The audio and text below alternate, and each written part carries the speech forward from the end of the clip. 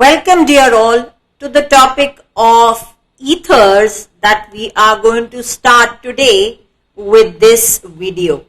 This is a very short topic but a very important one. So before we get started, please make sure that you have your pen and paper ready. That's why this channel is called Pen and Paper, a constant reminder that you need to write what you are trying to understand and what you are trying to learn. So I hope you have your notebook in place. What are ethers? Ethers are a class of compound wherein the oxygen is attached to two alkyl or two aryl or one alkyl and one aryl group. So what we've done over here is we've classified the ethers on the basis of the type of groups that they have. If they have two alkyl groups attached to them, so we call them as aliphatic ethers. So for example, C2H5O C2H5. Here we've got ethyl group and here also we've got an ethyl group. CH3O CH3. Oxygen flanked by two methyl groups. Now it's not necessary that the alkyl group has to be primary only. Our alkyl group can be secondary, it can be tertiary as well. So if you see the third example, we've got a primary alkyl group and a tertiary alkyl group. Still, this class of ethers would be called as aliphatic ethers when both the groups on the sides flanking the oxygen atom are alkyl groups. On the other hand, if even one group is a phenyl group, an aromatic group, then in such a case we would call it as aromatic ethers. So for example, one alkyl and one aryl group or both aryl groups. So these are examples of aromatic ethers. There are more complex ethers also involved, what we call as cyclic ethers, which you shall study later on, and you may have heard their mention while doing chemical reactions. I'm sure you are all familiar with tetrahydrofuran. We used it as a solvent for preparing an organic compound. Do you remember it? Yes, good. So these are some of the other cyclic ethers which you shall study in your higher classes.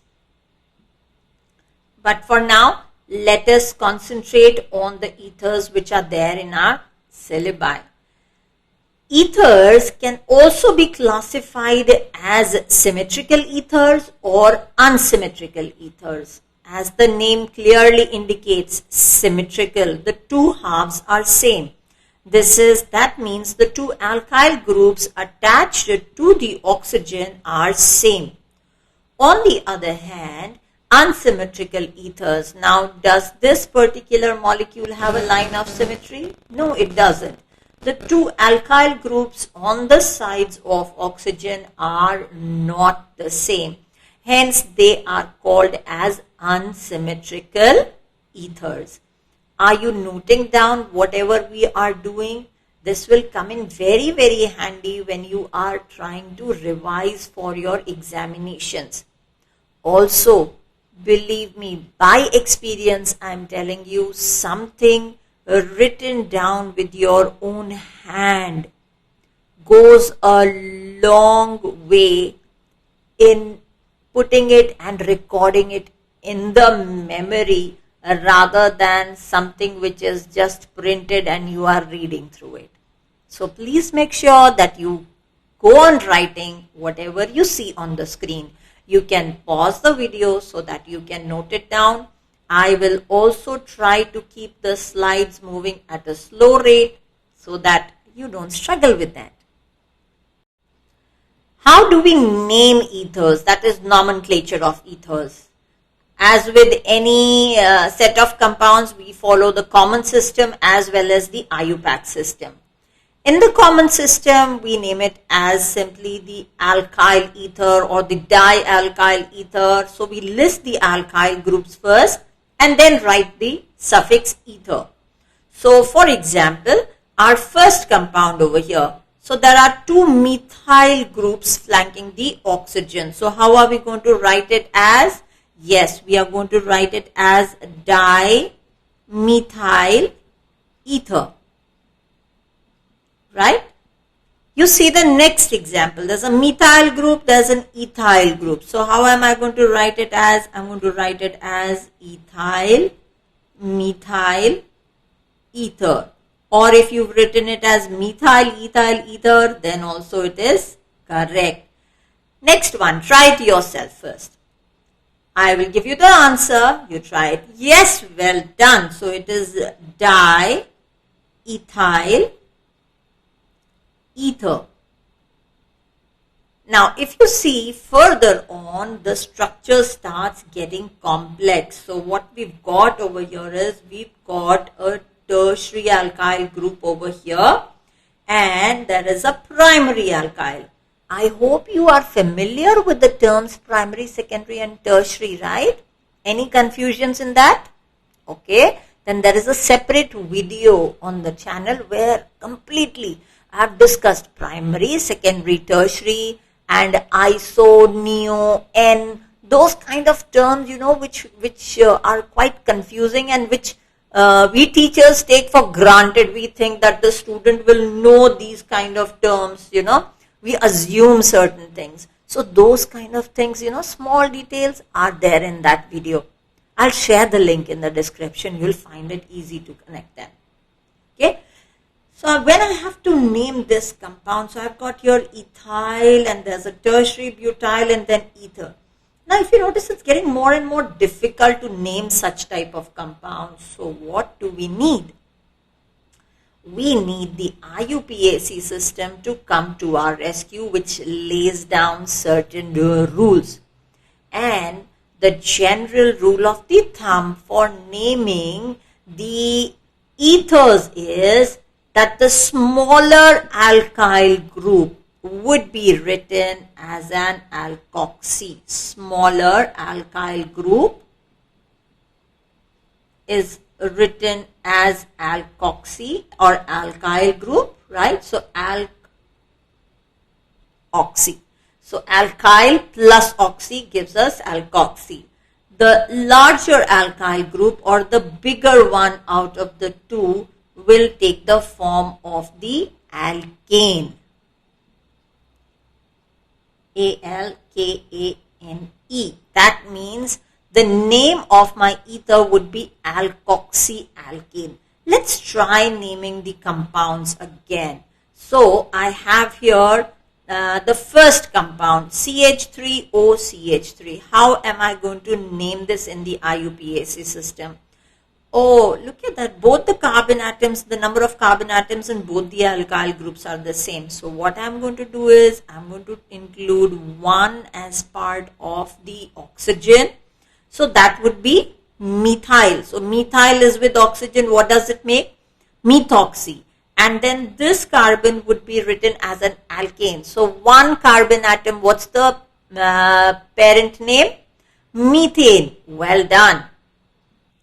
So I'm going to name this compound as methoxymethane according to the IUPAC system.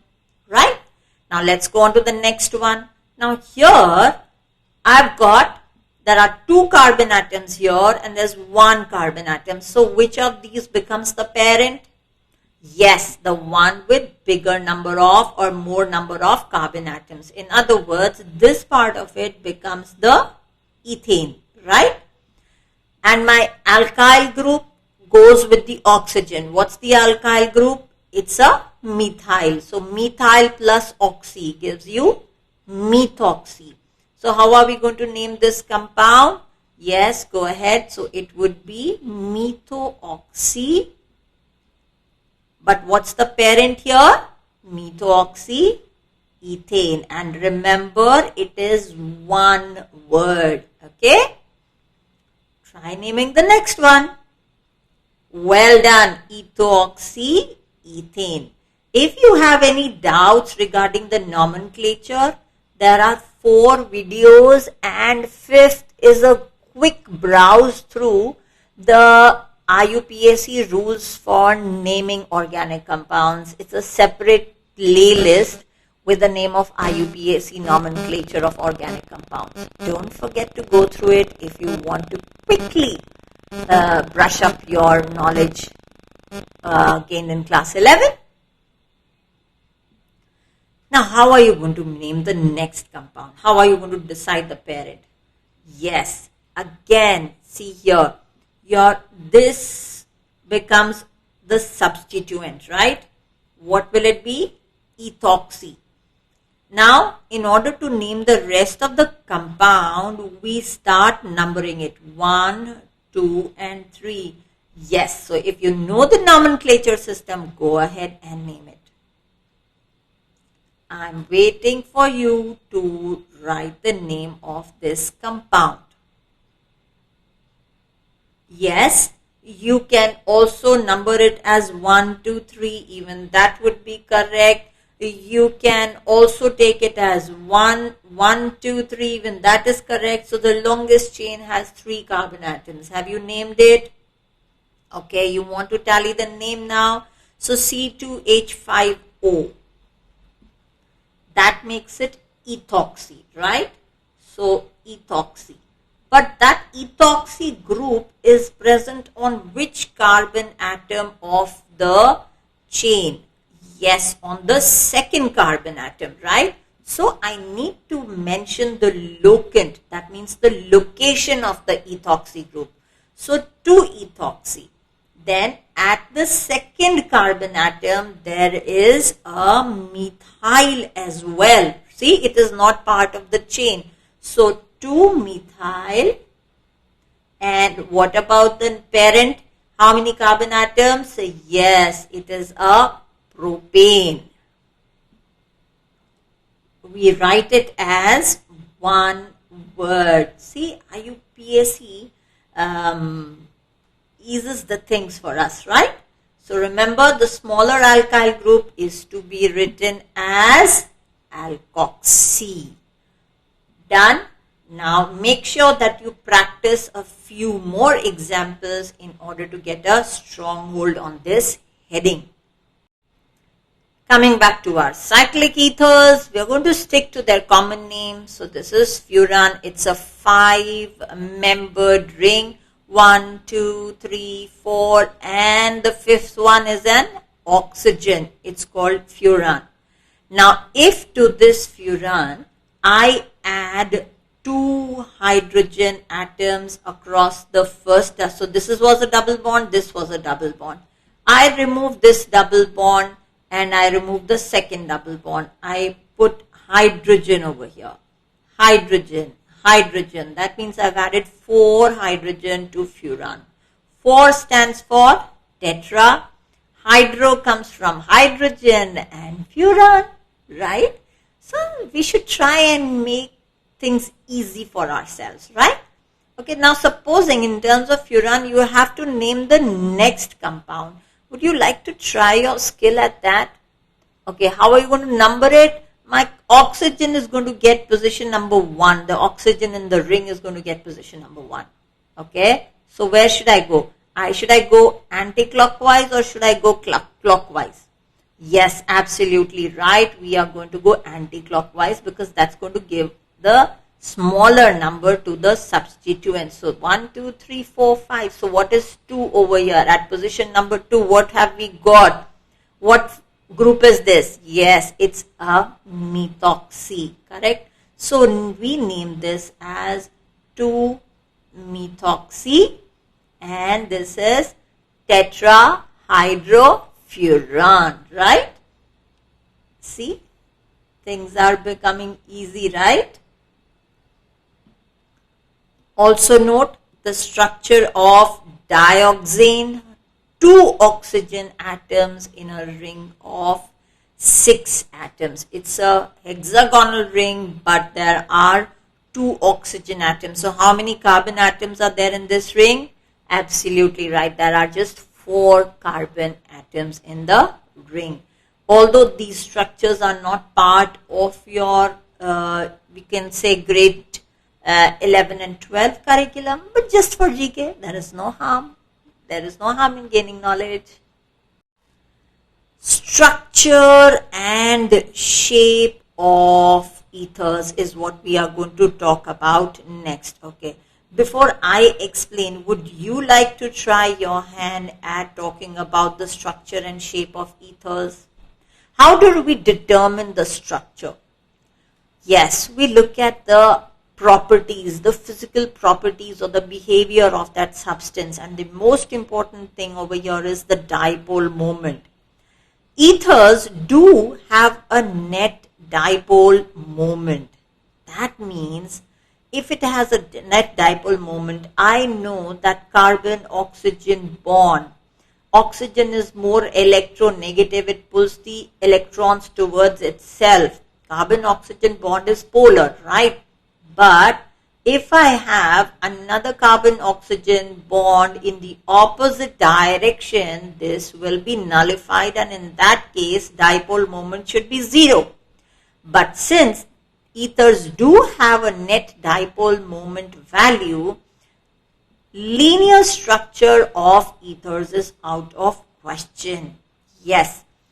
In the case of, so we've written down the values, although you don't have to memorize these values. So let us try and break down the shape of ethers. So if it is not linear, what shape is it? Let's compare it to water. You see over here, in the case of water also, HOH. You remember that the bond angle in the case of water is 107, is it? No, it's not. How much is it? 107 is in the case of ammonia, right? Okay, what is the tetrahedral bond angle? Yes, tetrahedral bond angle is 109.8 degrees. Now, in the case of ethers, first tell me what is the bond angle in water? Think.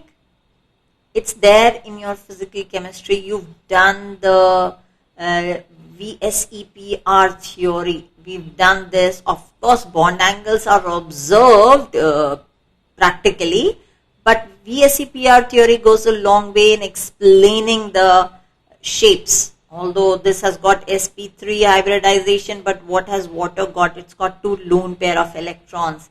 Yes, the bond angle of water is 104.4 degrees, or sometimes we also write it in a rounded manner and we write it as 105 degrees. Don't forget, in the case of ammonia, the bond angle is 107 degrees and the tetrahedral bond angle is 109.8 degrees. So this is 107 degrees. So now if you see, if I compare, in the case of water, the bond angle is 104.4 and we explain it in terms of the lone pair repulsion, right? Being greater than the lone pair bond pair repulsion, and which in turn is greater than the bond pair repulsion. We connected that to the shape of alcohol molecules, where again they have a V shape but the bond angle gets a little bigger. Why? You have a bigger boss also over here, right? An alkyl group, even if it is CH3, then also there will be van der Waals forces, there will be forces of repulsion between the methyl group and the hydrogen. So the bond angle actually increases. Come to ethers. Now in the case of ethers, there are 2 bosses and both of them are very, very bossy. So we've got 2 alkyl groups. So even if I take the simplest of the alkyl groups as I took in the case of alcohol, I'll have CH3, right? I'm not drawing the tetrahedral structure. So here this is, so what will happen? Obviously, boss. Each one trying to be a boss means that they will push each other even more. So with the result, the bond angle further increases and it becomes 112 degrees. So let's take a bird's eye view of these structures. In the case of water, alcohol and ethers, the bond angle, if you see in each case, is increasing because steric repulsion is also increasing in stages. And this steric repulsion now becomes greater than the lone pair repulsion, which was more predominant in the case of water. So water and ethers have similar shapes but not same. So they do have a V shape, but the bond angle of ethers is bigger or greater. Now this is just a value for idea. Obviously, when the alkyl groups begin to increase further in size, the bond angles will also change accordingly. Are you noting this down? Have you noted it? Have you understood it? If not, just go back 2-3 steps and that's it. You can go through the video again. So how does this shape explain the property that it has a net dipole moment? Look at the structure. We know that oxygen is more electronegative, pulls the electrons towards itself. Oxygen is more electronegative, so that means it's a vector, right? The summation of the vectors gives us a net dipole moment for the molecule of ether, which is clearly explained by its shape. So now that we know the shape of ethers and we know that it is correlated to that of water, we can easily predict the type of bonding that takes place in the case of ethers. So our central atom over here is oxygen. We are not going to talk about the hybridization of all the elements. So oxygen here is 8, 1s2, 2s2, 2p, 4. So here 2s2, 2p, x, 2, py1 and pz1. What type of hybridization do you think this oxygen atom will undergo? 1, 2, 3, 4. Right. Since it has the V shape, we know that it is a derivative of the tetrahedral structure. There is sp3 hybridization for oxygen, and how many lone pairs are there? Look at the structure.